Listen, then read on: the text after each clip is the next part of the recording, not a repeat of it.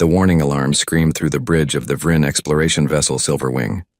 Captain Thelrix's 4 eyes widened as she watched her navigation display flash red. They had crossed a boundary they should never have touched. "By the stars," her navigator whispered. "Captain, we're in the Sol system." Thelrix felt her blood turn cold. Every spacefaring species knew about Sol. Earth system. The dead zone. 300 years ago, humanity had simply vanished from galactic affairs. No explanation. No goodbye. They just stopped responding to messages. Stopped trading, stopped everything. The Galactic Concord had sent investigation teams at first, but every ship that entered the system disappeared without a trace. After 50 years, they declared Sol off limits and tried to forget about the strange, aggressive species that once lived there. "Get us out of here," Thelrix ordered. "Maximum speed." "Can't, Captain," her engineer reported. "The pirates damaged our jump drive. We need at least an hour for repairs." Behind them, 3 pirate vessels closed in fast. They had been chasing the Silverwing for 2 days ever since Thelrix's crew discovered their hidden base. The pirates didn't care about ancient warnings or forbidden zones. They only cared about the valuable survey data stored in the Silverwing's computers. "They're charging weapons," the tactical officer announced. Thelrix made a decision. "Take us deeper into the system. Maybe the pirates will be too afraid to follow." The Silverwing dove toward the inner planets. But the pirates, desperate and greedy, followed without hesitation. Their leader's voice crackled over the communications channel. "Surrender your data, Vryn, and we'll let you live. Keep running and we'll take it from your corpses." Thelrix ignored them, her eyes fixed on the scanner display. Something was wrong. The system shouldn't be this empty. Where were the defense stations? Where were the warnings? Where was anything? Then her science officer gasped. "Captain, I'm detecting something near Earth. It's massive." On the screen, a structure materialized. It had been invisible moments before, hidden by technology far beyond anything the Concord possessed. The object was enormous, easily the size of a small city. It hung in orbit around the blue-green planet like a silent sentinel. "What is that?" Thelrix breathed. The structure came alive. Lights flickered across its surface in patterns that seemed almost organic.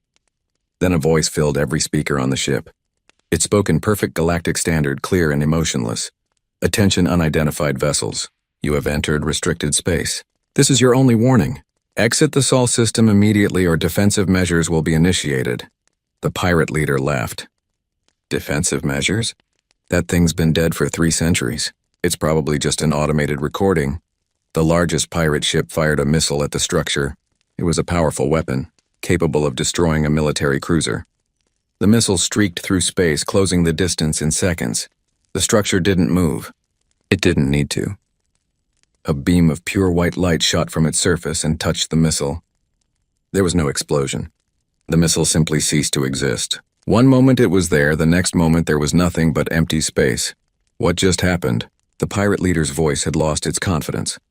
"Analysis complete," Thelrix's science officer reported, her voice shaking. "That weapon converted the missile's matter directly into energy. The technology required to do that shouldn't exist." The structure spoke again. "Second warning. Hostile action detected. You have 60 seconds to begin your exit trajectory." The pirates fired again, all 3 ships unleashing their full arsenal. Missiles, plasma bolts, and kinetic rounds filled the space between them and the structure. The white beams lanced out again, each one perfectly precise. Every single weapon vanished before reaching its target. 45 seconds, the structure announced. "Run," the pirate leader screamed. His ships tried to turn away, but they had come too close. 30 seconds. Thelrix watched in horror as more structures appeared throughout the system. They had been there all along, invisible and waiting. Dozens of them, maybe hundreds. 15 seconds. Final warning. The pirate ships desperately tried to engage their jump drives. One of them succeeded, vanishing in a flash of light. The other 2 weren't fast enough. Warning period expired. Eliminating hostile vessels. The white beams touched the 2 remaining pirate ships. Unlike the missiles, the ships didn't vanish instantly. Instead, they began to glow, brighter and brighter until they shone like small stars. Then they were gone, converted to pure energy, leaving nothing behind. The structure turned its attention to the Silverwing. Thelrix felt every member of her crew hold their breath. "Vryn, vessel Silverwing. Analysis indicates you did not initiate hostile action. You have 10 minutes to exit the system. If you require assistance with repairs, it will be provided. If you refuse to leave, you will be destroyed. Respond. Thelrix's hands trembled as she activated the communication system. This is Captain Thelrix. We didn't mean to enter your space. Our jump drive was damaged. We accept your offer of assistance. Understood. Repair drones dispatched. Do not deviate from your current position. Small machines emerged from the massive structure, moving with impossible speed toward the Silver Wing. They attached to the damaged sections of the ship and began working with efficiency that made Thelrix's engineer weep with envy. Captain, her science officer said quietly, I'm scanning the third planet, Earth. It's not dead. I'm reading dense forests, clean oceans, and massive animal populations. It's a paradise down there. But no cities? No civilizations? None, just nature. The repairs completed in 7 minutes. The drones detached and returned to their origin point. Vrin vessel Silverwing. Repairs complete. You will now exit the system. A course has been plotted to your navigation computer. Follow it exactly. Any deviation will result in immediate termination. You will not return to this system. You will report what you witnessed here to your galactic Concord. Tell them that Earth remains under protection. Tell them to stay away. We understand, Thelrix replied. Thank you for sparing us. There was a pause, as if the structure was considering something. Message for the galactic Concord. Humanity has not forgotten. Humanity is watching. Humanity does not wish to be disturbed. This is the first and final warning. The Silverwing jumped away, following the provided course exactly. Thelrix and her crew sat in stunned silence for several minutes after entering safe space. Captain, her tactical officer finally spoke. If they have structures like that throughout the system, and if they've had them for 300 years or more, then humanity was never the primitive species we thought they were, Thelrix finished. They were far beyond us. Maybe they still are. What do we do? Thelrix thought about those massive structures, silent and deadly. She thought about weapons that turned matter into energy. She thought about the emotionless voice that had shown mercy to her crew, but none to those who attacked. We report everything to the Concord, she said, and we pray they're smart enough to listen. Deep in the Sol system, the structure designated Guardian 1 returned to its dormant state. But before it did, it sent a signal toward Earth, toward a hidden facility buried deep in a mountain. The signal was simple, just 3 words. They know we're here. In Cheyenne Mountain, ancient computers flickered to life. Emergency protocols activated for the first time in 287 years. Cryopods began their warming sequences. The base's artificial intelligence reviewed the situation and calculated probabilities. The galaxy had forgotten about humanity. Now they were remembering, and that changed everything. A message transmitted across the planet's secure network, reaching every hidden facility, every dormant Guardian platform, every automated defense system, external threat assessment, active, waking primary defense coordinator. All systems stand by for human authority. On Earth, in the silence of a tomb that had kept its vigil for nearly 3 centuries, Commander Sarah Chen's eyes opened for the first time in 17 years. She took a breath, feeling the familiar ache of revival spreading through her body. Status report, she whispered, her voice rough from disuse. The AI responded immediately. Welcome back, Commander. We have visitors. They know we're here, awaiting your orders. Sarah closed her eyes for a moment, gathering her strength. She had hoped to sleep longer. She had hoped the galaxy would leave Earth alone forever, but hope was a luxury Guardians couldn't afford. Show me everything, she said. The revival process always hurt. Sarah Chen had gone through it 47 times now, and it never got easier. Her muscles screamed as she forced herself to sit up in the cryopod. Her head pounded. Her mouth tasted like metal and old dreams. How long this time? She asked the AI. 17 years, 4 months, and 12 days since your last revival, Commander. 17 years. Sarah did the math in her head. That made it 287 years since humanity had ascended. 287 years since she had chosen to stay behind. She swung her legs over the side of the pod, waiting for the feeling to return to her feet. The medical bay around her was exactly as she remembered it. Clean, sterile, empty. It had been built to house a crew of 200. Now it only served 1. Give me the summary, she said, reaching for the jumpsuit that lay folded nearby. The AI projected information directly into her neural implant. Sarah processed it as she dressed, her enhanced mind sorting through data at superhuman speed. The Vrin ship. The pirates. Guardian 1's defensive response. The message sent to the Galactic Concord. They think we're extinct, Sarah said. It wasn't a question. Affirmative. Galactic records list humanity as presumed extinct or evolved beyond contact. They remember us as aggressive, but technologically inferior. Sarah almost laughed. Inferior, if they only knew. But that was the point, wasn't it? Humanity had left the galaxy alone precisely because they had become too superior, too powerful, too dangerous. She walked through the empty corridors of Cheyenne Mountain Complex, her footsteps echoing off walls that hadn't heard human voices in nearly 3 centuries. The facility was one of 12 primary command centers scattered across Earth, all maintained by automated systems, all waiting for her to wake and give them purpose. In the command center, holographic displays flickered to life at her approach. She stood in the middle of the room, surrounded by information. Earth status, the Guardian platforms, the automated defense fleet, every weapon, every sensor, every piece of technology humanity had left behind. Show me Earth, she commanded. The largest display showed her home planet from orbit. It was beautiful. More beautiful than it had been in centuries. Without humanity's cities and industries, nature had reclaimed everything. The Amazon rainforest had doubled in size. The oceans teemed with whales and fish. Wolves ran through the ruins of New York. Tigers prowled through what had once been Tokyo. Sarah felt the familiar ache in her chest. This was why she stayed. This was what she protected. Earth itself. Not humanity's buildings or roads or monuments. Just the planet. The birthplace. The garden they had nearly destroyed before they learned wisdom.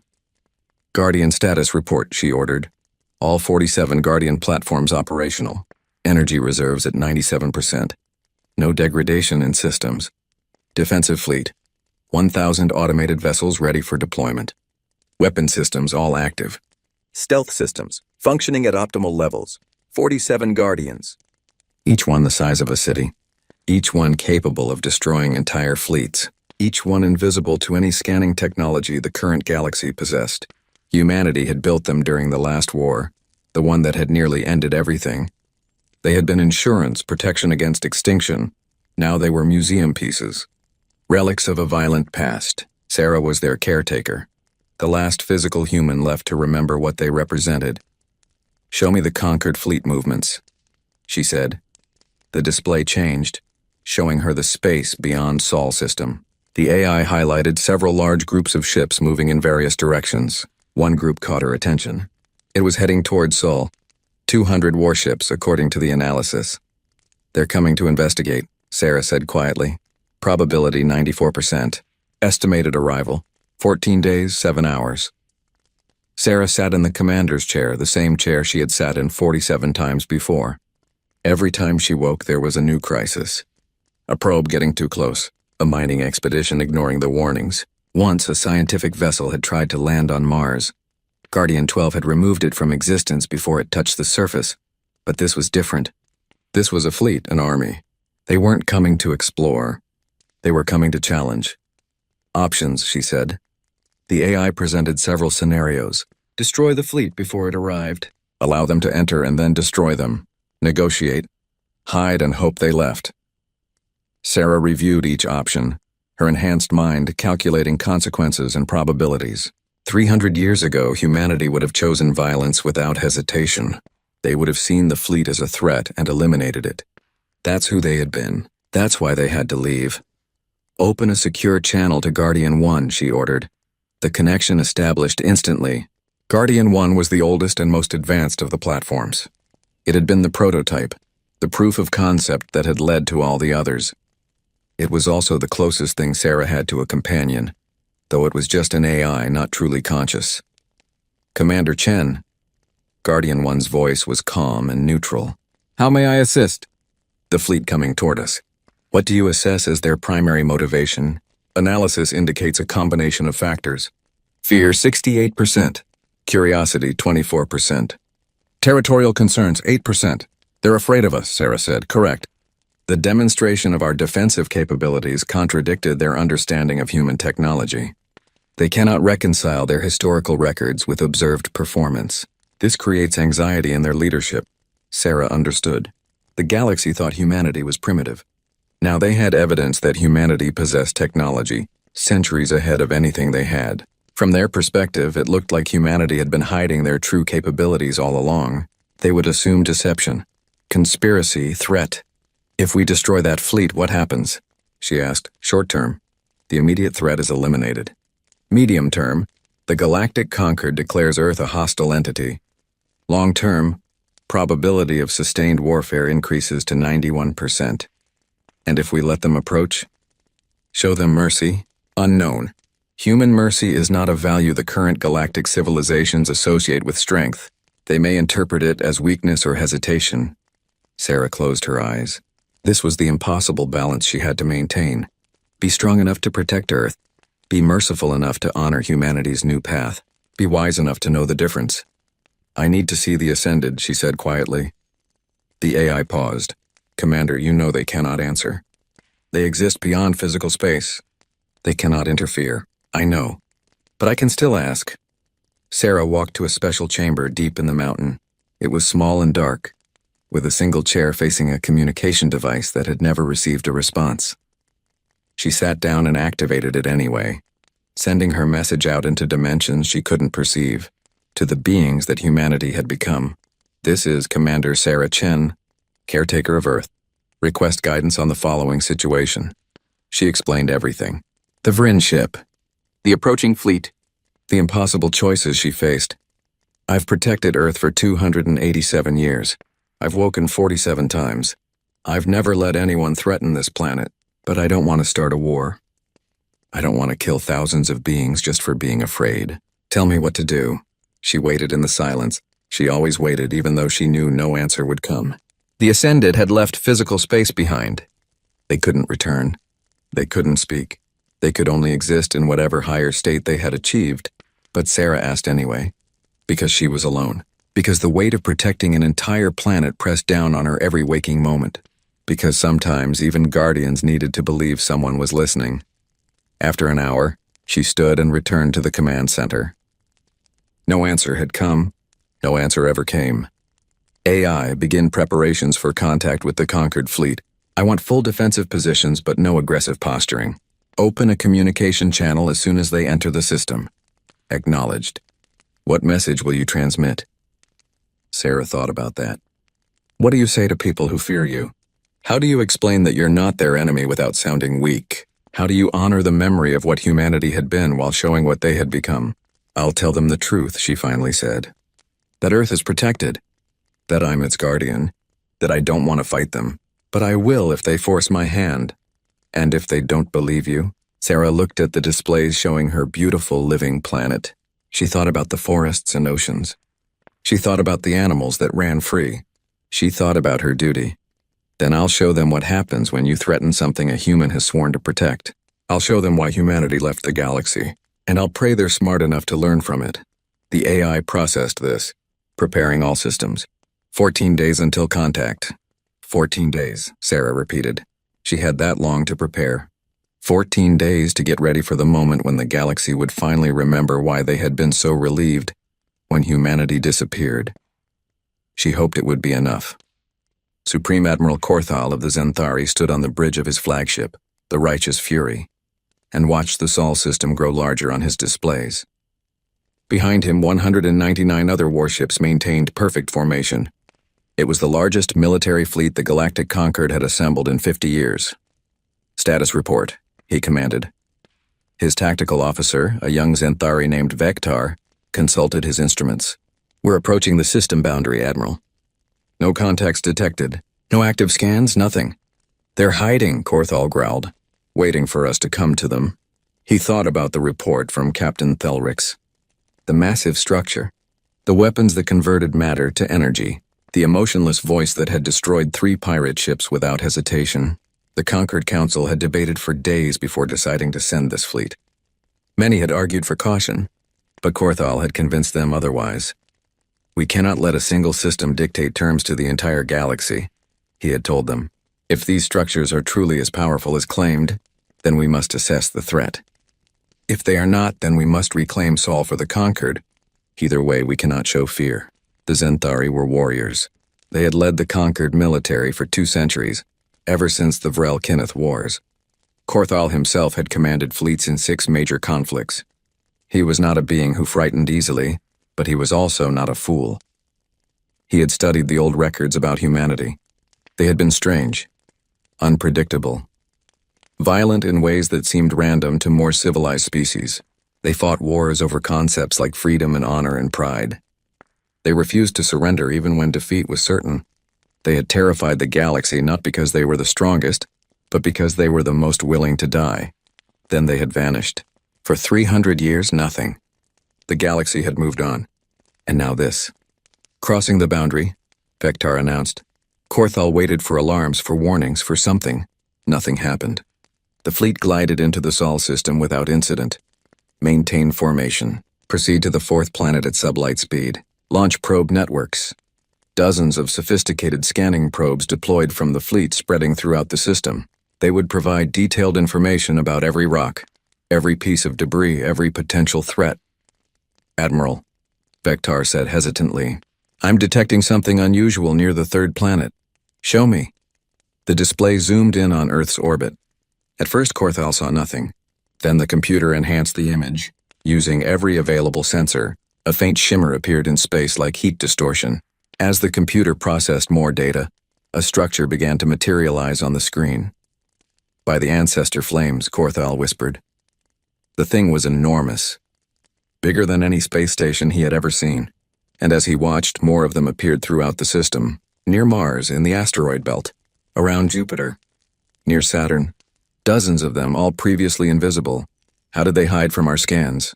Vectar asked. I don't know, but they're not hiding anymore. A communication signal reached the fleet. All ships received it simultaneously. The voice was female, human, and surprisingly tired-sounding. Attention Galactic Concord Fleet. This is Commander Sarah Chen, Guardian of Earth. You are trespassing in protected space. I am transmitting coordinates for a safe withdrawal route. I strongly suggest you take it. Korthal activated his own communication system. This is Supreme Admiral Korthal of the Zenthari, commanding the Concord Expeditionary Fleet. We come on behalf of the 12-member species of the Galactic Concord. We demand to know the status of the human species and the nature of your defensive installations. We will not withdraw until we receive answers. There was a pause. Then the human voice responded, and Korthal thought he heard a hint of sadness in it. Admiral, I am the last physical human in the system. I am its appointed guardian. My defensive installations are none of your concern unless you make them your concern. Please withdraw. I don't want to hurt anyone. You are one being commanding automated platforms, Korthal said. The Conquered represents billions of citizens across 12 species. Your threats are meaningless. They're not threats, Admiral. They're warnings. There's a difference. Korthal signaled his tactical officer to cut the communication channel temporarily. Analysis. Can we defeat these platforms? Vectar worked quickly, consulting with other tactical officers across the fleet. Unknown, Admiral. Based on Captain Thelrix's report, their weapons are far beyond our understanding. But we have 200 warships. Even advanced platforms must have limits. Recommendations?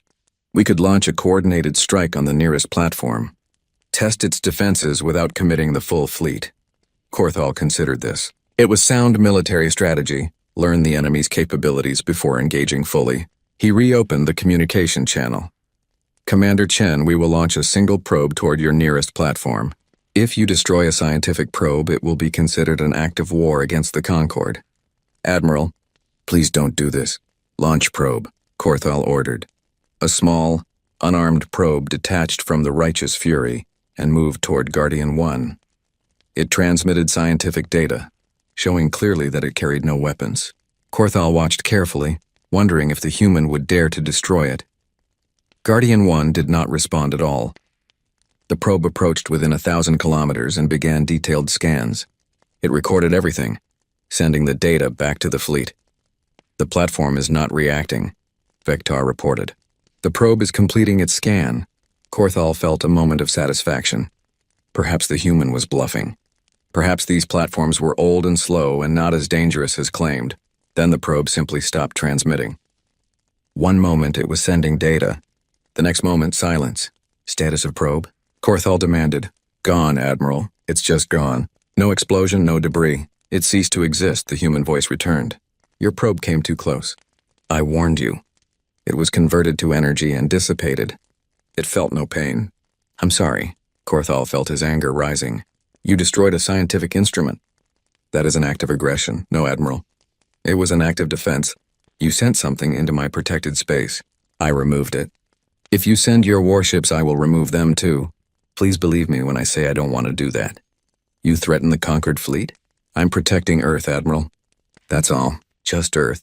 I don't care about the rest of the galaxy. I don't want to conquer anything. I don't want to threaten anyone. I just want you to leave this planet alone. Korthal made a decision.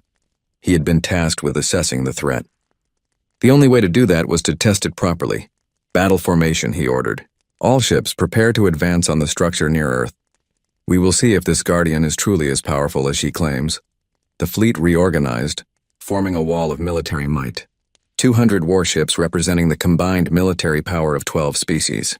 They began to move forward, weapons charging, shields at maximum. Admiral. Sarah Chen's voice had changed. The tiredness was gone, replaced by something cold and hard. I am begging you. Don't make me do this. You are one, Korthal replied. We are many. Stand aside. I really hoped you would be smarter than this. The fleet advanced. Korthal watched the displays, ready for battle. He expected the platforms to fire, expected a massive space battle, expected to see the true measure of human technology. What happened next shocked him to his core. More platforms appeared. Not dozens, hundreds. They had been hiding throughout the entire system, invisible to every scan, waiting. They didn't fire. They didn't need to. They simply revealed themselves, surrounding the conquered fleet completely. Admiral. Vektar's voice was shaking. I count 487 platforms. We're surrounded, but that wasn't all. The asteroid belt suddenly came alive. What Korthal had thought were asteroids were actually ships. Thousands of them. Small automated vessels that moved with impossible precision, forming patterns around the fleet that trapped them completely. 1,000 automated defense ships, Sarah Chen said quietly. 47 visible Guardian platforms, and more that you still can't see. Each Guardian can destroy your entire fleet alone. Together, they could sterilize every planet in the Conquered within a week. Do you understand now, Admiral? I'm not threatening you. I'm showing you why you should leave. Korthal stared at the displays.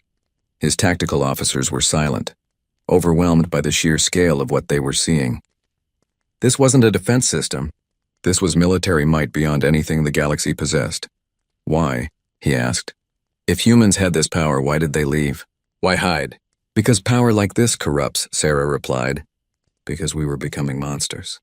Because we had to choose between dominating the galaxy or leaving it alone. We chose to leave. But we couldn't leave Earth undefended, so I stayed. You're one human. I'm enough. A signal came from one of the outlying ships, a Clith destroyer, part of the insectoid species' contribution to the fleet. It had broken formation and was charging weapons. No, Korthal shouted. Weapons hold. Do not fire! But it was too late. The Clith ship, terrified and desperate, fired everything it had at the nearest Guardian platform. The platform's shields didn't just stop the weapons. They caught them, held them, and sent them back at double strength. The Clith destroyer's own weapons destroyed it in an instant. Sarah Chen stood in the docking bay of Guardian 1 and waited for the Zenthari shuttle to arrive.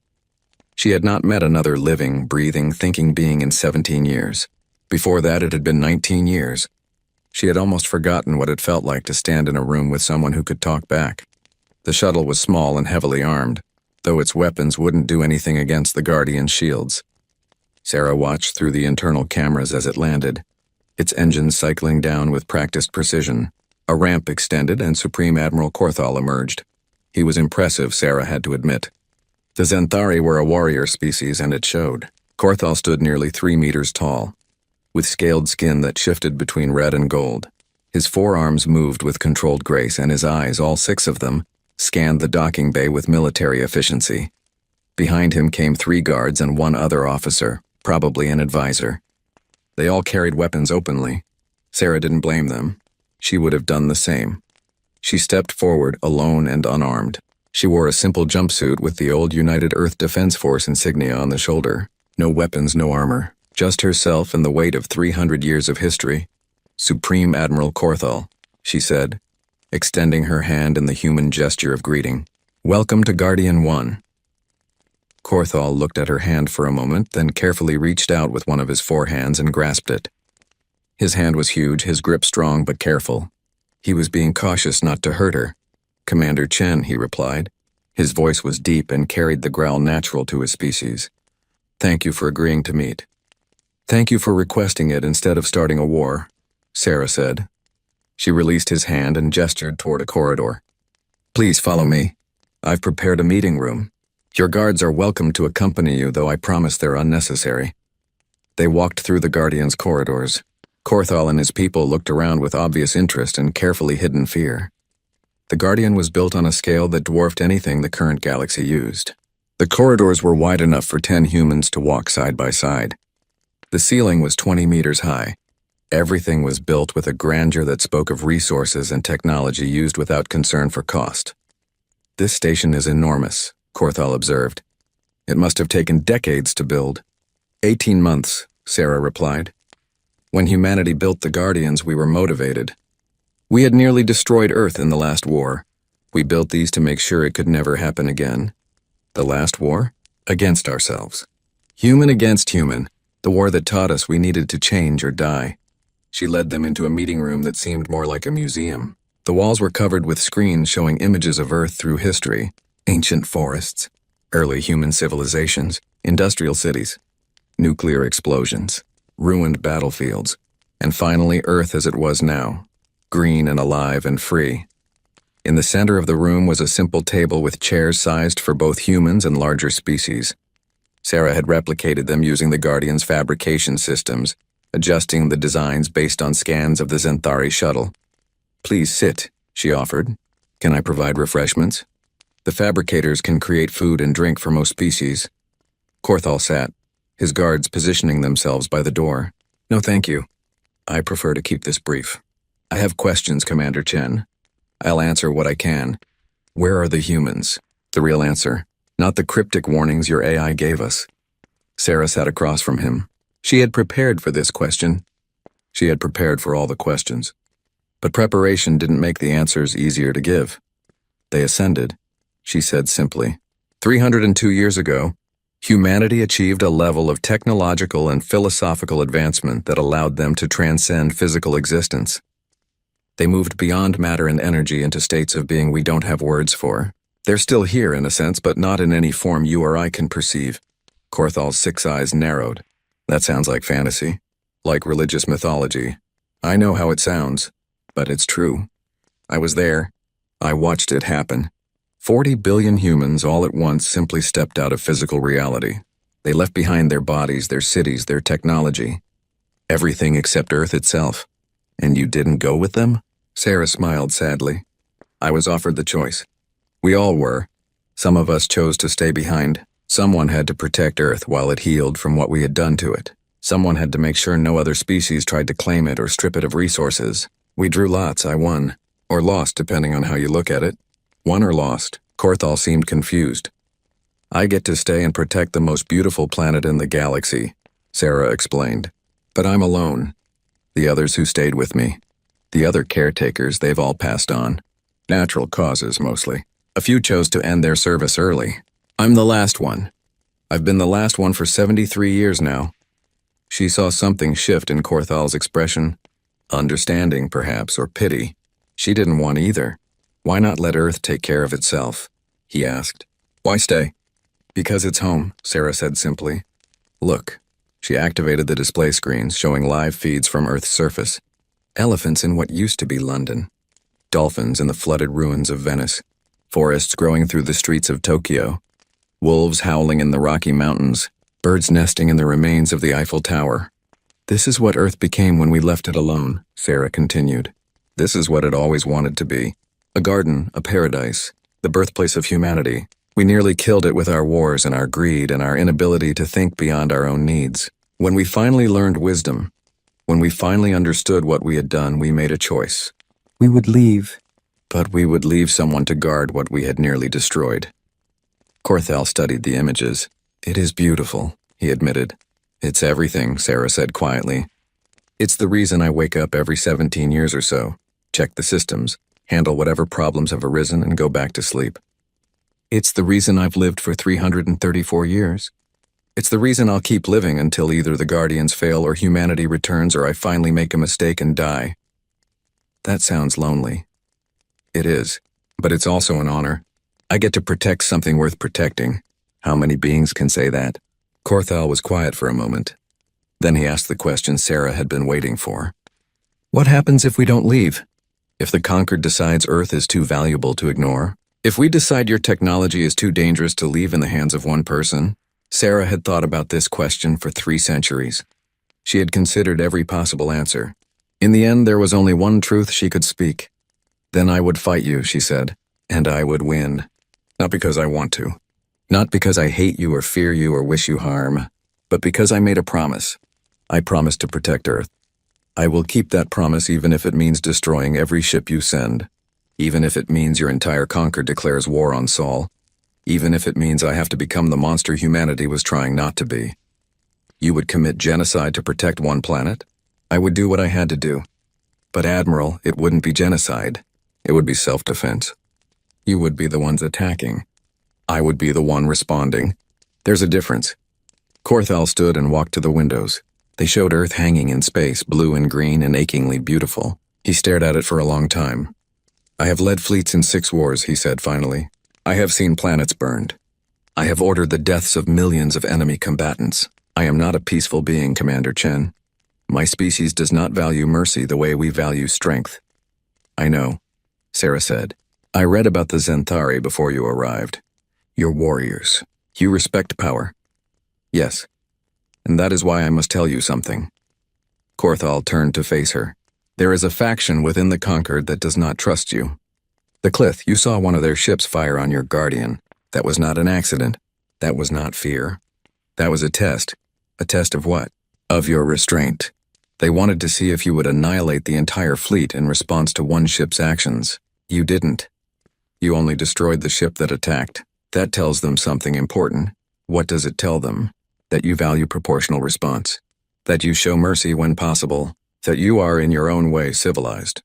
Corthell's expression was grim. They see that as weakness. And they are building a weapon. A planet killer. They have been building it for years, ever since we first lost contact with Sol. They believe humanity will return someday and threaten the galaxy. They intend to destroy Earth before that happens. Sarah felt ice form in her stomach. When? I don't know. I only learned of this recently. But I suspect it's nearly ready. Perhaps days. Perhaps weeks. Why are you telling me this? Because I don't want to see this planet destroyed, Corthell said. I came here expecting to find a threat. Instead, I found a Guardian doing exactly what she promised to do. I respect that. I respect you. And I will not be part of genocide, even if my superiors order it. Sarah stood and walked to stand beside him at the window. They both looked at Earth together, 2 warriors from different species, both understanding the weight of protecting something precious.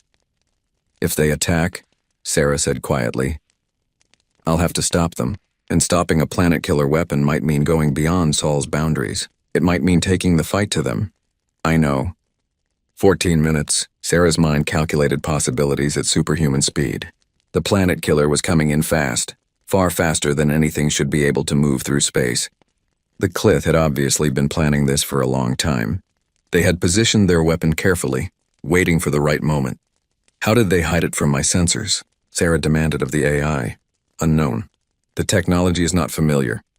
It appears to use quantum stealth principles not previously encountered. Corthell was shouting into his communication device, calling his fleet. Weapon status. I want targeting solutions on that weapon immediately. Sarah was already moving, running toward the command center with the Admiral following. Your weapons won't work, Admiral. If that thing uses the technology I think it does, conventional weapons will pass right through it. Then what do we do? I don't know yet. Give me a minute to think. They burst into the command center. The main display showed the weapon clearly now. It was enormous, easily the size of a moon. It had appeared as if from nowhere, its stealth systems dropping as it began its final approach. Energy readings were off the scale. This thing could crack a planet in half. 13 minutes to impact, the AI announced calmly. Sarah pulled up tactical displays, her enhanced mind processing dozens of scenarios simultaneously. She could use the Guardians to intercept, but if the weapon was using quantum stealth, it might just phase through their shields. She could use the automated fleet, but thousands of small ships wouldn't stop something that massive. She could try to evacuate, but where would she go? Earth was her home, her responsibility, her promise. There has to be a way, she muttered. Korthal was coordinating with his fleet. They were moving to intercept, but Sarah could see it was futile. They would be too slow, too weak, too late. 12 minutes, the AI said. Sarah closed her eyes. Think. What would humanity do? What would the Ascended do if they could still act? They were beings of pure thought now, of pure understanding. They had moved beyond violence. But they had left behind their weapons for a reason. They had left her behind for a reason. Show me Earth's old military archives, she ordered. Specifically Project Indomitable, Commander. The AI sounded uncertain. That project was classified. It was deemed too dangerous even during the last war. Show me! The files appeared on her screen. Sarah read quickly, her heart pounding. Project Indomitable. The last weapon humanity had designed before they ascended. The one they had built but never used. The one they had sworn to never activate unless there was no other choice. It was a ship. Just one ship, but it had been built using principles of physics that shouldn't exist. It could manipulate fundamental forces in ways that violated several laws of thermodynamics. And most importantly, it could interact with quantum phase matter. Where is it? Sarah demanded. In storage. Lunar Facility Alpha 7. But Commander, the ship requires a crew of 50, and the power requirements are immense. We would need to drain every Guardian platform in the system to charge its systems. 11 minutes, the AI announced. How long to activate it? Sarah asked. 8 minutes minimum. Sarah looked at Korthal. I need your help. What can I do? I need power, lots of it. Can your fleet transfer energy to coordinates I provide? Yes, but our power generation is nothing compared to what you already have. It's not about quantity. It's about variety. The ship I'm going to use needs input from multiple different energy types to stabilize its core. Humans and Thari Vryn Clith all different. Can you coordinate that? Korthal didn't hesitate. Give me the coordinates. Sarah transmitted the location of the lunar facility. AI begin activation sequence for the Indomitable. Transfer all available Guardian power to its charging systems. Coordinate with the Concord fleet for supplemental energy. Acknowledged. But Commander, who will pilot it? The control system requires human neural patterns. I will. You cannot. You're here on Guardian 1. The ship is on the moon. You cannot reach it in time. 10 minutes. The AI said. Sarah smiled grimly. I don't need to reach it physically. Connect me to the ship's neural interface. I'll pilot it remotely. That's impossible. The quantum communication lag alone would make precision control impractical.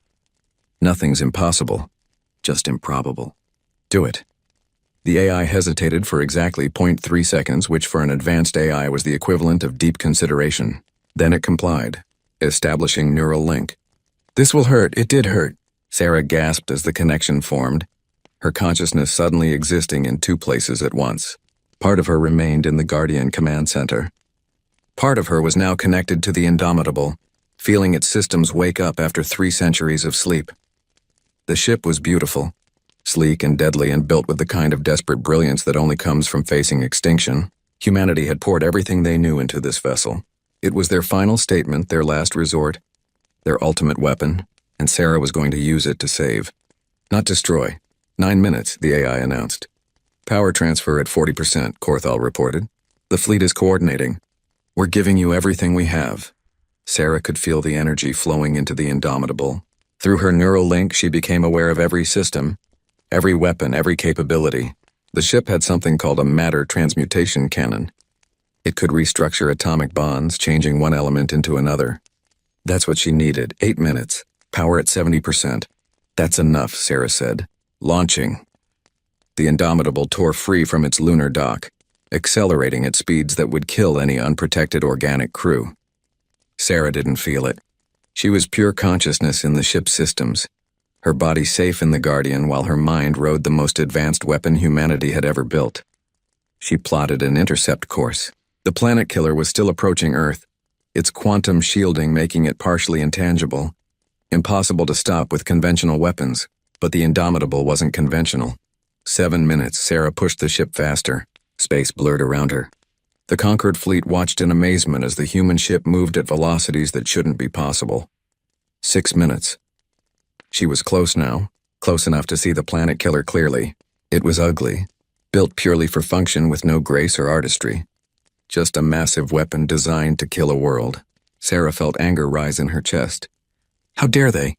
How dare they threaten her planet? Her home, her responsibility? But anger wouldn't help. She needed precision, control. She needed to be better than what humanity had been.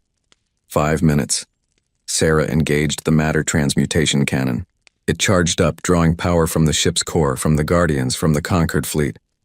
She could feel Korthal and his people watching, hoping, praying in their own ways.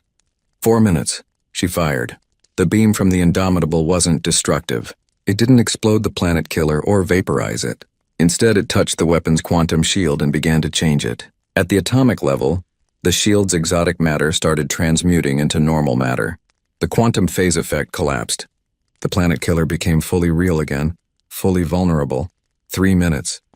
Now she switched to the ship's second weapon system, the gravitational manipulator. She had seen Guardian 7 use something similar on an asteroid. This was more refined, more powerful, more precise. Sarah grabbed the planet killer with invisible hands of gravity and began to slow it down. The weapon fought back, its engines trying to maintain course. It was a battle of forces, of will, of technology against technology. 2 minutes, the planet killer was slowing. But not fast enough. It would still hit Earth, would still destroy everything. Sarah pushed harder, pulling on the weapon with all the power she could channel through the Indomitable. 1 minute. Commander, the AI said quietly. At this rate, you cannot stop it in time, Sarah knew. She had known from the moment she saw the weapon. It was too close, too fast, too powerful. She couldn't stop it, but she could change it. Redirecting all power to matter transmutation cannon, she ordered. Continuous beam. Maximum output. Commander, that will destroy the Indomitable. The systems cannot handle that much energy. I know. Do it anyway. The beam fired again, brighter and stronger than before. It touched the planet killer and began transforming its core. The weapon's power source, its explosive heart, started changing. From dense matter to energy to something else. Something harmless. 30 seconds. Sarah pushed harder, feeling the Indomitable beginning to tear itself apart under the strain. Her neural connection carried phantom pain as the ship's systems overloaded. But she didn't stop. Couldn't stop. 20 seconds. The planet killer's core was almost completely transmuted, almost, just a little more. 10 seconds. Come on, Sarah whispered. Come on. 5 seconds, the transmutation completed. The planet killer's core was now nothing but inert gas. Still massive, still moving, but no longer capable of destroying a planet. The weapon sailed past Earth at a safe distance, now just a very large piece of metal and ceramic, dead and harmless. It would drift into deep space, a monument to failed genocide.